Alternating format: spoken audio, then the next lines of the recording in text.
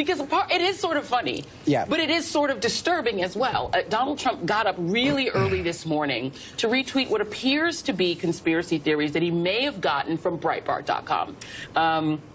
There's a Breitbart story that reflects this same idea. And Robert Costa, who writes for the Washington Post, tweeted out about 8:30 this morning, per an official I've confirmed, several people at the White House are circulating this Breitbart story. And it's a story that is titled, Mark Levin, who I believe is the same radio host, Mark Levin, Mark Levin to Congress, investigate Obama's silent coup versus Trump. Barack Obama's not president of the United States. How could he have a clue against Donald Trump? I don't even know how to respond to this. This is so crazy that, I mean, all I can say, Joy, is we have to keep our eye on the Russian question. That's it. The rest of it is just distractions. Yeah, you're absolutely right. And to that point, Malcolm, let's talk a little bit about the Russia question. You now have at least 5 members of the Trump campaign at the time, J.D. Gordon, I'm sorry, at least 5 members of the Trump campaign that we know of, that were talking with the Russian ambassador, and it includes now Jeff Sessions, who at the time was a surrogate for the campaign, and who's now Attorney General, but who's now recused himself. In your view, what does all of this mean? Well, you know, all of this goes back to the fundamental question which has not been answered, which there appears to be a lot of dissimulation going on in order not to answer this question. Why? Why were these people in communication with Moscow or the representatives of Moscow at all? And it can only come down to one of 2 things, because they're clearly not just innocent, right? I mean, these were not part of their everyday duties. They seem to have a vested interest in a line of communication with Moscow. And in my world, that only comes down to one of 2 things: money or espionage. And let's take espionage off the table right now. We know that there's a lot of money here. They believe that Moscow is this giant font of cash. But if I could just touch for a moment, Joy, on the question of the wiretapping. I've been involved in a lot of very advanced collection operations in my world. I have no idea what Donald Trump is talking about with wiretapping. We do not even do that the way he probably thinks from The Sopranos, where we're actually running a wire and putting bugs into his office. You know, this is very dangerous, because the people who would be tasked in justice, if there are any questions coming from the White House starting today, or any time in the foreseeable future, in how they actually do collections, it means that they're preparing for a cover-up, because they want to know how they're actually getting this information. This is what happens when a target starts getting buggy, because he knows that he's caught.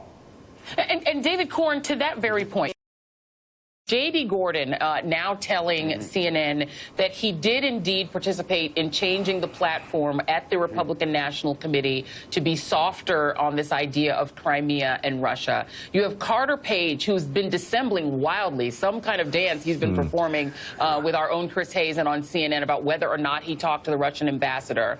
You have Jefferson Sessions, who it now appears used campaign money to travel to talk to the ambassador. Not in his role as a senator, but apparently with the campaign. Jared Kushner talking with the Russians, and of course we know about Michael Flynn's long relationship with Kislyak, the ambassador. What does this add up to you? You've been investigating this for a long time. What does it add up to you, David? I mean, the real question here, I mean, you can get to possibilities of active collusion, but the real question is, from June on, it was reported in the media that the Russians had hacked into the DNC and had hacked into the election, into the campaign. From August on, Trump himself and Michael Flynn were briefed that the intelligence community had come to that conclusion. In September, Clapper says publicly he believes it's the Russians. In October, the government puts out an official statement saying it's the Russians. So if any point in that time frame you have anyone from the Trump campaign talking to the Russians, and A, they're not telling them to cut it out, or B, they're telling them, hey, you'll get a better deal with us, that means they are encouraging the Russians to continue with this assault upon American democracy. You know, that is, in my mind, game, set, match. If they knew the Russians were messing around in our election, and they were doing anything to encourage it, forget about telling them not to, then they are guilty by association at least. And it can get up even, more, damaging than that. And that they're running scared of. And Donald Trump, I mean, he made the argument this morning that we need a full accounting, a public accounting of what intelligence collection was being done on him and what they found out. And as President of the United States, he has access to that. Every White House reporter should be demanding today at the White House, he should be calling everybody in the press office, well, what's the proof for this? Donald Trump can have it as president.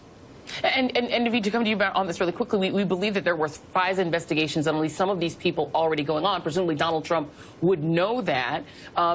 He could find out quite easily. He just has to ask. Yeah, he just has to ask. And he can tell us. He can declassify any piece of information in the government. He has that power.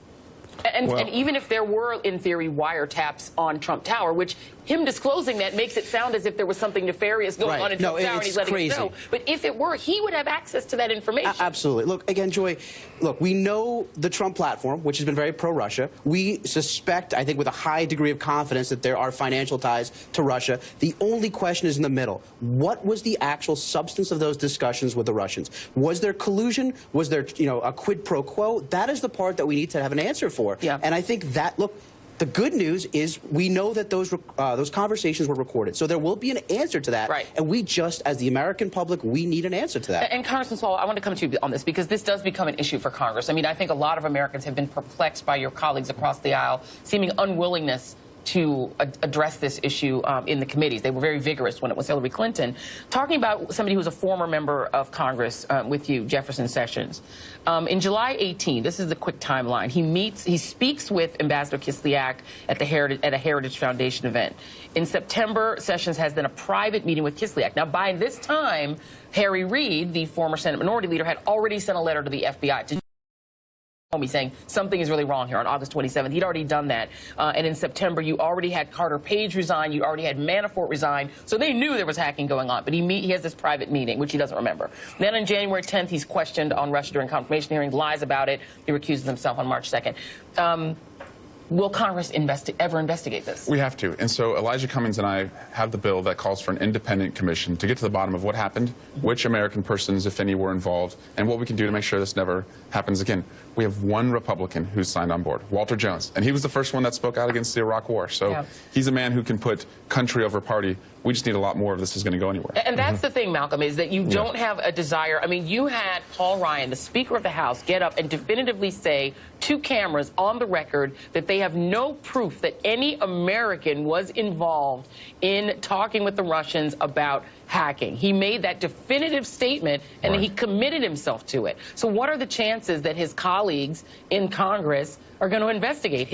One of his deputies, Kevin McCarthy, went on Morning Joe, says that there should be recusal, and walked it back. Well, they should be very, very careful about exactly what they said in the past and what they're calling for now. There may not have been any proof that was in his hands at that time. And coming to that point, I want to touch again back on this claim about the wiretap.